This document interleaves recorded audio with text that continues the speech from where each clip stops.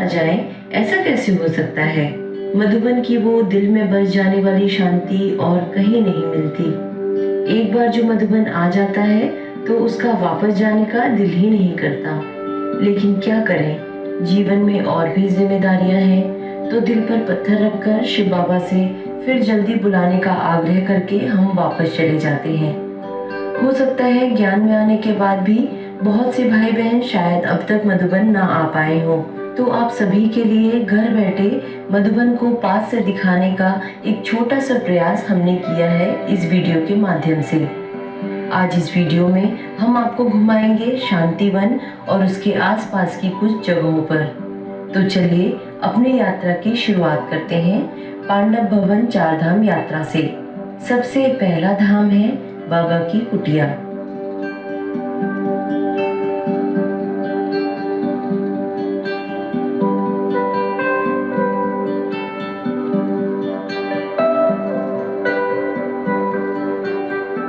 इसी कुटिया में ब्रह्मा बाबा अकेले बैठकर घंटों पत्र पढ़ा करते थे और उनके जवाब दिया करते थे। यानी बाबा इसी जगह पर बैठकर अपने बच्चों को पत्र लिखा करते थे। है ना कितनी सुंदर और शांतिपूर्ण जगह।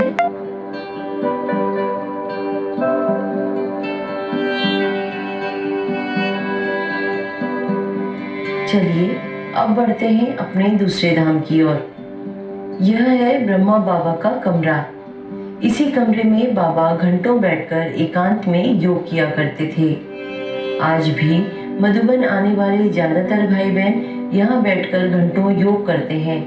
उन्हें अद्भुत योग की अनुभूति होती है।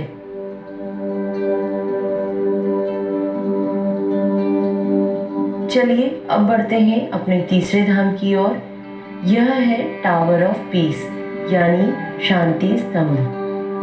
यह स्तंभ ब्रह्मा बाबा की कठोर तपस्या और समर्पण की यादगार है। ये शांति स्तंभ मधुबन कॉम्प्लेक्स के अंदर बनाया गया है। यहाँ बैठकर आपको अपार शांति की अनुभूति होगी। अब चलते हैं अपने चौथे और आखिरी धाम की ओर। यह है हिस्ट्री हॉल। इस हॉल की दीवारों पर चारों ओर आपको यज्ञ से जुड़े भाई बहनों की फोटो देखने को मिलेंगी। कहते हैं लौकिक में ब्रह्मा बाबा और मम्मा यहाँ बैठकर क्लास करवाते थे। तो चलिए बाबा से शक्तियाँ भरकर अब बढ़ते हैं आगे की यात्रा पर और देखते हैं माउंट आबू के कुछ और शांतिपूर्ण स्थलों को। यह है तपोवन। इसे अरावली पहाड़ियों का हृदय माना जाता है। तपोवन नाम से ही समझ आ जाता है कि यह योग और तप की शक्तियों से भरपूर वन है। यहाँ चारों ओर हरियाली ही हरियाली है। तपोवन की खासियत यह है कि यहाँ प्राकृतिक रूप से सब्जियां और फल उगाए जाते हैं। किसी भी तरह के कीटनाशक का इस्तेमाल नहीं किया जाता। यह है साइलेंस जोन।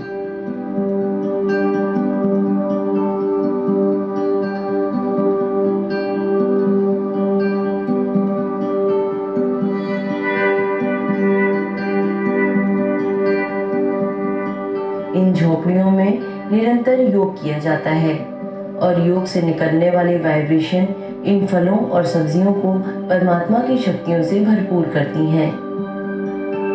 इन फलों और सब्जियों का स्वाद बाजार में मिलने वाली सब्जियों या फलों से बहुत अलग होता है। केमिकल रहित इन सब्जियों और फलों से ही यहाँ खाना बनाया जाता है।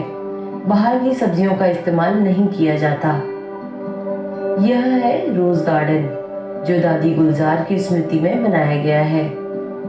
इस रोज गार्डन में आपको हर वैरायटी के गुलाब देखने को मिलेंगे।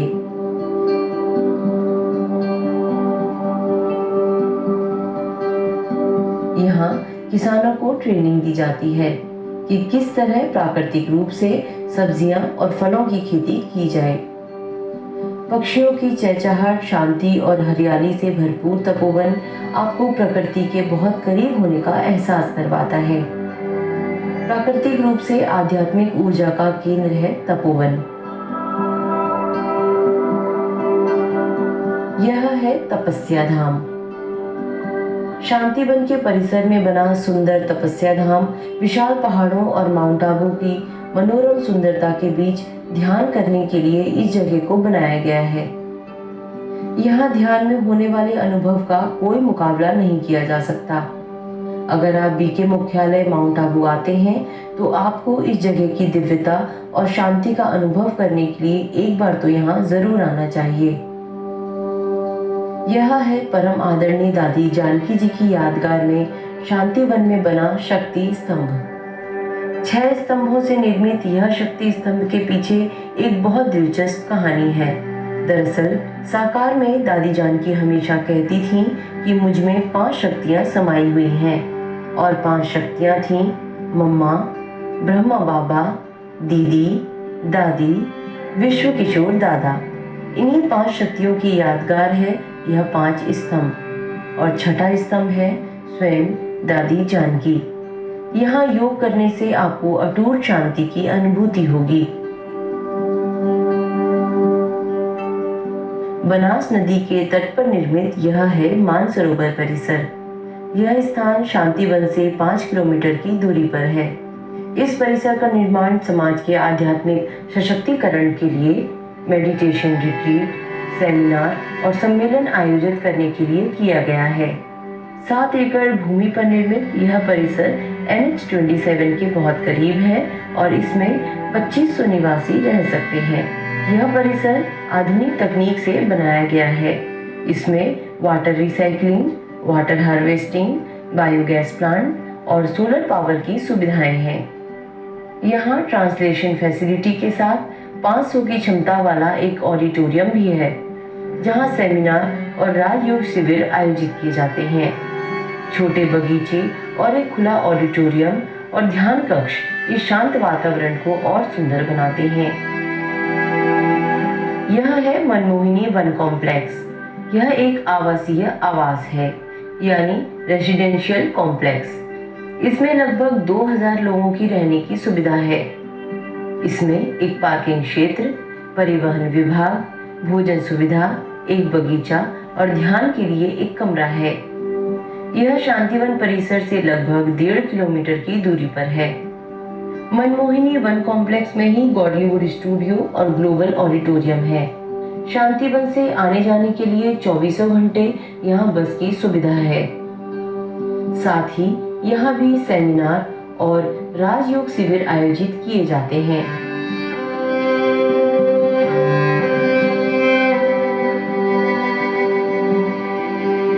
आनंद सरोवर यह भी एक आवासीय आवास है यानी रेजिडेंशियल कॉम्प्लेक्स है। इसमें 1000 से अधिक लोगों के रहने की सुविधा है और इसमें एक पार्किंग क्षेत्र, परिवहन विभाग, एक मंच के साथ खुला कार्यक्रम मैदान, एक बागीचा, ध्यान के लिए कमरा और वॉलीबॉल मैदान है। यह बहुत ही शांतिपूर्ण स्थान है। साथ ही इसमें दादी गुलजार पार्क भी है जो इस जगह की सुंदरता को और बढ़ाता है।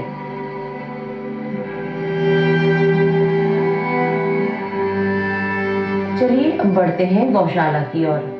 भले ही आज गौरक्षा को लेकर तरह तरह के वाद विवाद हो रहे हैं, लेकिन यदि व्यक्ति भावनाओं के साथ उपयोगिता को भी लेकर प्रयास करे तो गाय मनुष्य के लिए सभी पशुओं में सबसे ज्यादा उपयोगी साबित हो सकती है।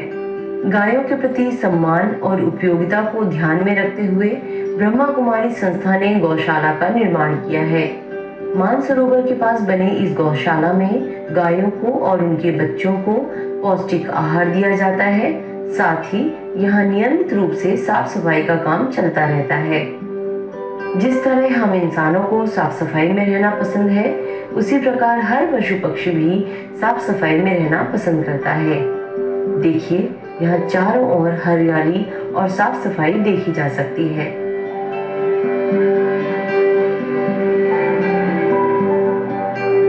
सर्दी एवं गर्मी के मौसम को देखते हुए गायों के रखरखाव में अत्यंत सतर्कता बरती जाती है एवं समय प्रति समय गायों के स्वास्थ्य की भी जांच की जाती है।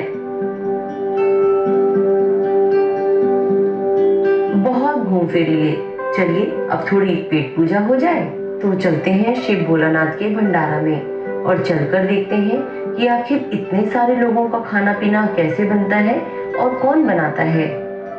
सबसे पहले देखते हैं सब्जी डिपार्टमेंट में क्या हो रहा है। ये देखिए कितनी हरी भरी ताजी सब्जियां हैं। आपको याद है अभी थोड़ी देर पहले हमने तपोवन की यात्रा की थी, जहां ऑर्गेनिक तरीके से सब्जियां और फलों की खेती होती है। ये सभी ताजी सब्जियां वहीं से लाई गई हैं। सभी सब्जियों को अच्छे से पहले धोया जाता है, फिर कुछ सेवादारी भाई बहनें उन्हें अच्छे से बारीक टुकड़ों में काट रहे हैं। देखिए, अब जब खाने वाले हो हजारों, तो खाना तो अच्छी खासी क्वांटिटी में बनाना पड़ेगा, है ना? वाह, कितनी सुंदर खाने की खुशबू आ रही है। चारों तरफ कितनी सारी सब्जियां और दाल पक रही है। देखिए, ये सेवादारी बाबा के बच्चे कितनी मेहनत और लगन से हम सबके लिए खाना बना रहे हैं। कितनी सारी सब्जी बन रही है। चाहे सर्दी हो या गर्मी, यहाँ इसी प्रकार पूरी साफ सफाई का ध्यान रखते हुए भोजन बनाया जाता है। ये देखिए, पौष्टिक और स्वाद से भरपूर गर्मा गर्म सब्जी दाल बनकर तैयार है। गर्मी का मौसम है तो ठंडा ठंडा ताजे दही का और खीरे का रायता हो जाए।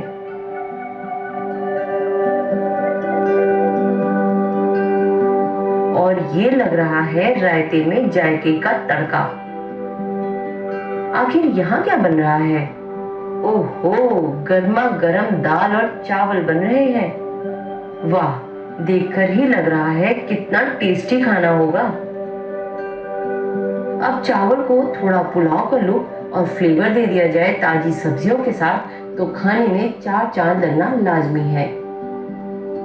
अब जब सब्जियां दाल रायता तैयार है, तो खाने के लिए साथ में रोटी या पूरी कुछ तो होनी चाहिए ना।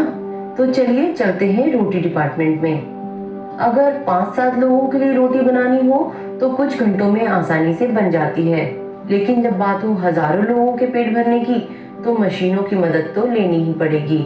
देखिए कितने सिस्टमेटिक तरीके से आटा गूंथा जा रहा है।